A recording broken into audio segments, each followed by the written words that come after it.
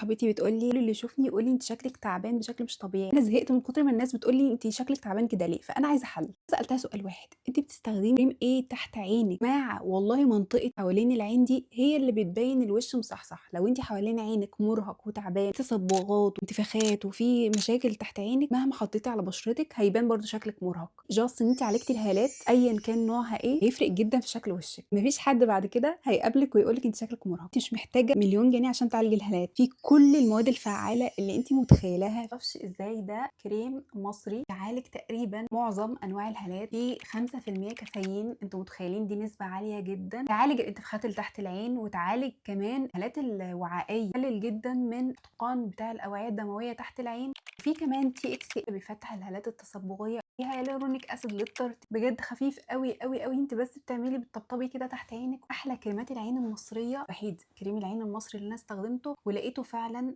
تحفة. ومش أنا بس على فكرة اللي ما رشحتوش لحد يا جماعة غير لما قال لي فعلًا إن هو نتيجته خطيرة، ينافس المستورد وعن جدارة. في الآخر كده هتحسي إن تحت عينِك منور. إيكوبال آي كونتور كريم، حجمه كبير جدًا، ده 50 مللي. ما فيش كريم عين أصلًا 50 مللي، ده أنت هتورثيه لأحفادِك حرفيًا. كريمات العين بتبقى 10 مللي، 15 مللي، 50 مللي وبالسعر ده وبالquality دي.